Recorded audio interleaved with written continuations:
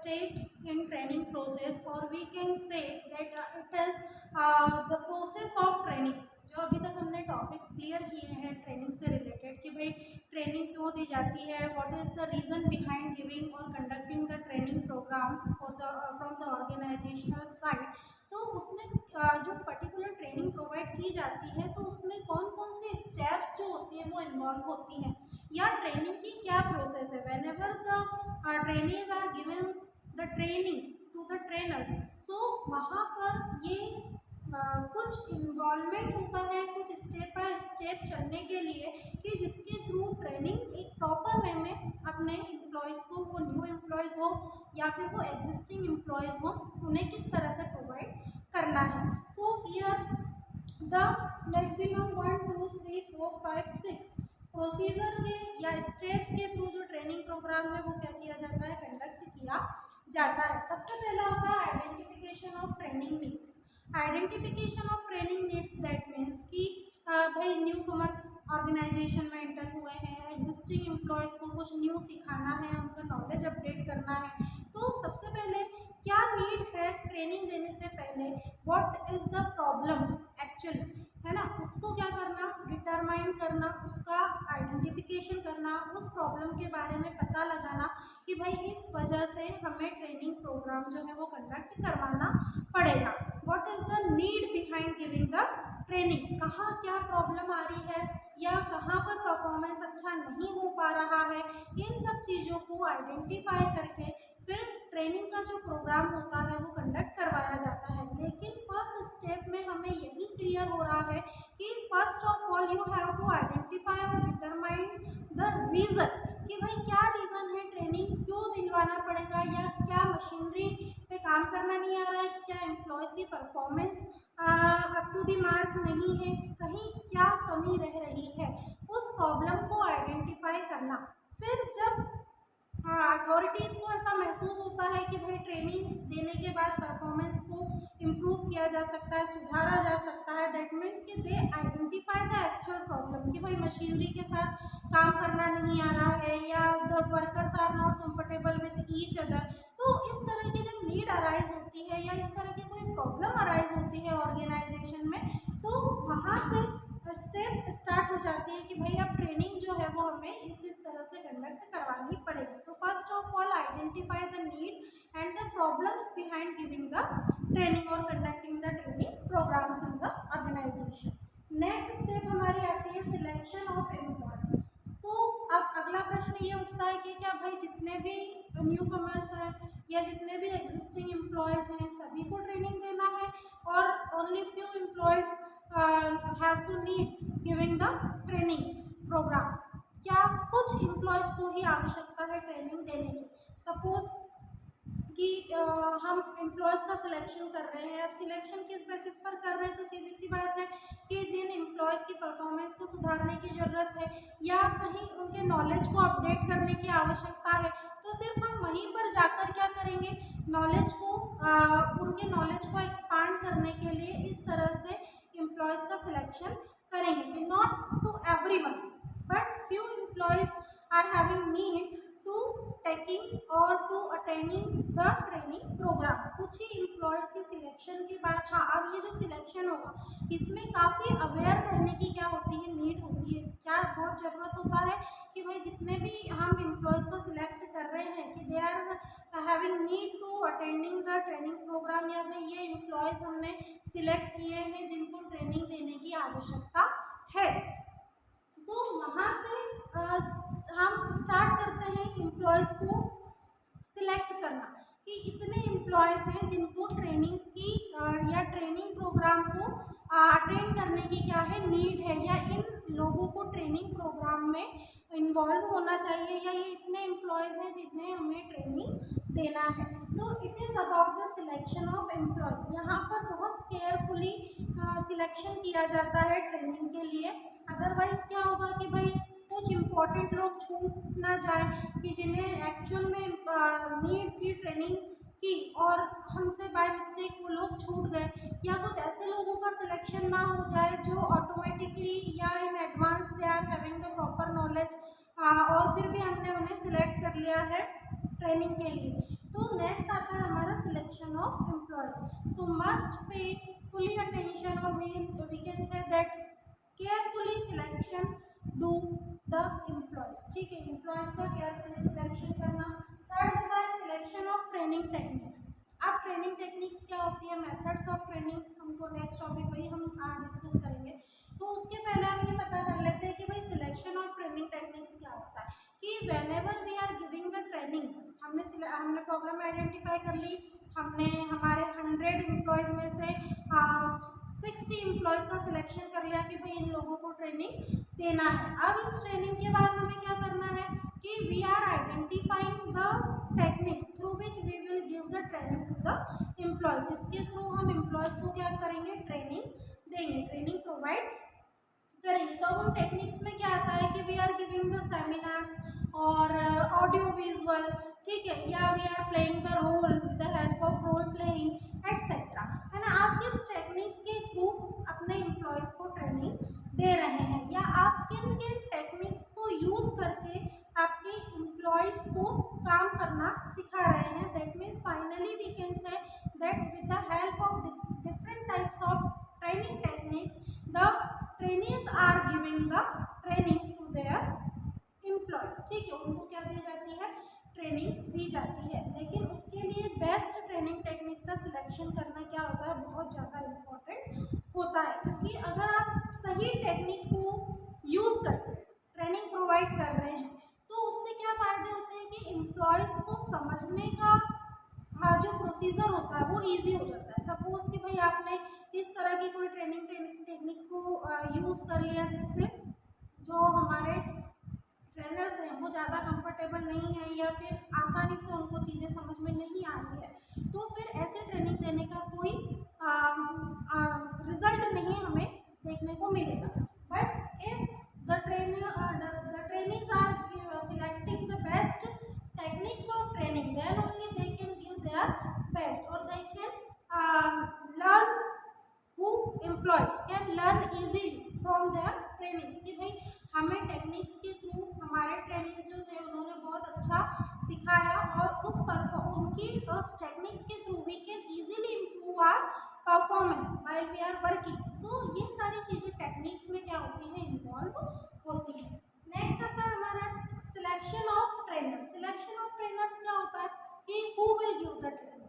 ठीक है, आपने टेक्निक का सिलेक्शन कर लिया, लेकिन भाई अब ये भी तो पता लगाना है कि ट्रेनिंग देगा कौन.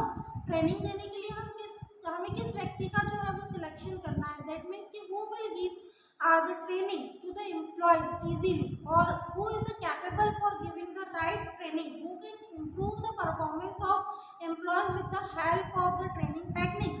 ठीक है, ये सारी चीज़ें जो होती हैं वो भी सिलेक्शन ऑफ ट्रेनर्स में क्या होती है, बहुत ज़्यादा इम्पॉर्टेंट रोल प्ले करती है.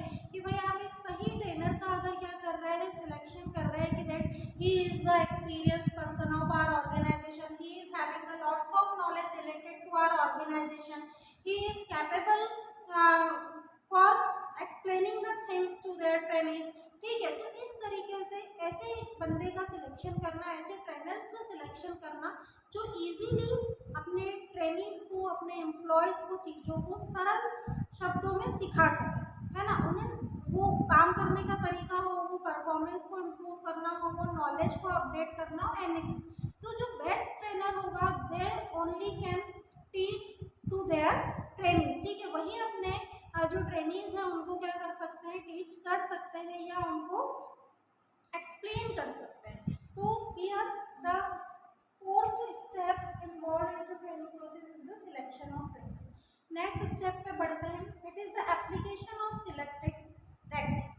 Application of selected techniques that means कि with the help of training techniques whenever the trainers are giving the training, they are using different kind of ads, like they are audio visual, they are showing some pictures, they are showing some videos through which they can teach or explain to their trainees कि भाई this is the same machinery which is installed in our organization, so we can do the work with the same machinery in our organization with the help of this. तो video दिखाकर काम करने का तरीका सिखाकर, that means कि हमने video दिखाकर समझा दिया. Some time we are playing some role कि भाई अगर बहुत सारे एम्प्लॉयज़ हैं और एकदम से फायर हो जाता है या कोई एक्सीडेंट हो जाएगा तो which type of steps we should have to taken, है ना, उन सारी चीज़ों से, उन डैमेजेस से बचने के लिए तो रोल प्ले के थ्रू आपने समझा दिया। तो जो आप टेक्निक, जिस टेक्निक का आप सिलेक्शन करते हैं, you are using the different kind of aids also कि भाई इतने इतने तरीके से हमें जो ट्रेनिंग है वो प्रोवाइड करनी है and this is the easiest method through which we can give the training to our trainings. ठीक है, आसानी से हम उन्हें क्या कर सकते हैं, चीज़ों को एक्सप्लेन कर सकते हैं, सिखा सकते हैं। तो यहाँ पर हो गया आपका एप्लीकेशन ऑफ सिलेक्टेड टेक्निक्स। और लास्ट आता है इवेल्युएशन ऑफ ट्रेनिंग प्रोग्राम। अब इवेल्युएशन ऑफ ट्रेनिंग प्रोग्राम क्या होता है कि जब नीड हमारी आइडेंटिफिकेशन से स्टार्ट होती है तो वो एंड कहाँ पे जाकर होती है, इवेल्युएशन पे। दैट मीन्स कि whenever you are giving the examination, है ना, आप एक पेपर देकर आए, आप एग्जाम देकर आए, लेकिन आपका रिजल्ट आने के बाद ही क्लियर होता है कि दैट मीन्स कि आपने क्या स्टडी की थी और वो कितनी फ्रूटफुल थी। तो भाई ये ट्रेनिंग भी एक तरीके का एग्जाम ही है कि आपने ट्रेनिंग लिया है इतने दिनों का या जितने भी दिनों का प्रोग्राम कंडक्ट किया जाता है, तो आप उसके बाद क्या सीख कर आए ये कैसे पता लगेगा, इसका कोई रिटर्न एग्जाम होगा। So we can say yes, the organization can evaluate the performance of the trainees after taking or after giving the training. So they can test or retest method, they can use the first thing, that is the test and retest method। एक ये तरीका हो गया कि आप अपने जो employees है उनसे टेस्ट या रीटेस्ट मेथड के थ्रू आप क्या कर सकते हैं, एक्सप्लेन करवा सकते हैं कि भाई आप अभी तक क्या सीखे, है ना। इसके अलावा आपकी परफॉर्मेंस के according pre and post performance, pre and post performance का क्या मतलब होता है कि आफ्टर एंड बिफोर, आपका जब ट्रेनिंग आपने नहीं ली थी उस दौरान आपका क्या परफॉर्मेंस था, और आफ्टर टेकन द ट्रेनिंग, है ना, हाउ मच और परफॉर्मेंस इज इम्प्रूव, कितनी आपकी जो परफॉर्मेंस है वो क्या हुई है, इम्प्रूव हुई है। तो इवेल्युएशन जब हमें ट्रेनिंग प्रोग्राम का करना होता है तो इस तरीके से हम क्या कर सकते हैं, ट्रेनिंग के प्रोग्राम को इवेल्युएट कर सकते हैं। One more thing is there, that is the experimental and the control.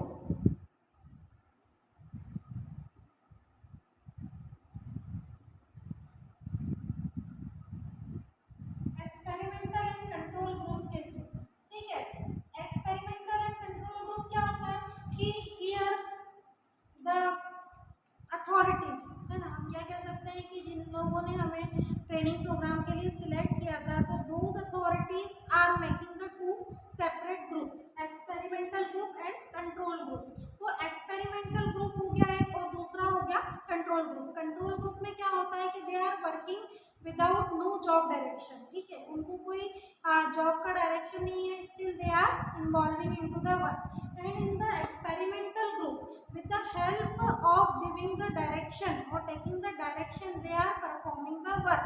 तो ये दो ग्रुप बना दिए जाते हैं, एक तो होता है कंट्रोल ग्रुप जिसमें आपने कोई जॉब से रिलेटेड डायरेक्शन नहीं दिया है, still the employees are working, फिर भी वो काम कर रहा है। और दूसरा होता है एक्सपेरिमेंटल ग्रुप जिसमें क्या होता है कि after giving the job direction कि भाई काम को ऐसे ऐसे ऐसे और कंप्लीट करना है, तो जब इस तरह से कोई जॉब का डायरेक्शन दिया जाता है तब फिर उनकी परफॉर्मेंस को इवेल्युएट किया जाता है। तो with the help of this two group, experimental and control group, the authorities are measuring the results of training program कि भाई जो ट्रेनिंग प्रोग्राम हमने कंडक्ट करवाया है उसके कितने पॉजिटिव रिजल्ट आए हैं। तो 3 तरीके से जो ट्रेनिंग टेक्निक्स होती है उसको क्या कर लिया जाता है, इवेल्युएट कर लिया जाता है। पहला होता है हमारा टेस्ट और रीटेस्ट, दैट मीन्स कि आफ्टर टेकिंग द टेस्ट जिसमें आपको रिटर्न में चीज़ें लिखना होती है कि आपने क्या क्या सीखा, तो एक तो ये इवेल्युएशन का मेथड हो गया। सेकंड होता है प्री एंड पोस्ट परफॉर्मेंस कि ट्रेनिंग से पहले आपका परफॉर्मेंस क्या था वो तो पता ही होता है, उसको इवेल्युएट किया जाता है।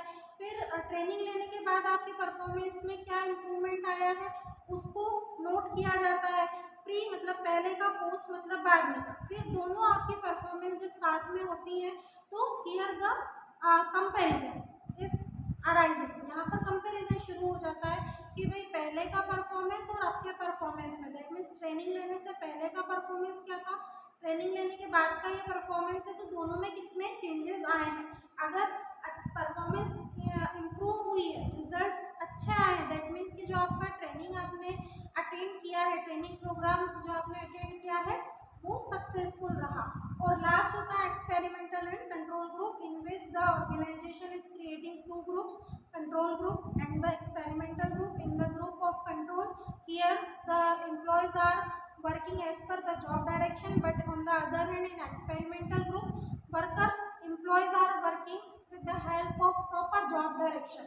Then only there is the again comparison is taken by the authorities and they are evaluating the training programs result, ठीक है, उसके रिजल्ट को भी वहाँ पर कंपेयर करके इवेल्युएट किया जाता है। बिना इवेल्युएशन के कोई भी प्रोसीजर, वो ट्रेनिंग की हो, सिलेक्शन की हो, एनी अदर प्रोसीजर दुनिया में, ठीक है, वो बिना इवेल्युएशन के, बिना फीडबैक, बिना रिव्यूज़ के, बिना कंपैरिजन के, रिजल्ट को कंपेयर किए बिना कभी भी कंप्लीट नहीं होती है। So students, we have discussed the important topic related to the training. Maybe the steps, the training process can be asked, or one more thing, that is the methods of training, which we will discuss in our next video. Both questions are important at the exam point of view, ठीक है, दोनों exam में पूछने के point of view से important हैं। So must watch this video carefully and learn the thing with the help of this video, so you can write the answers in your examination.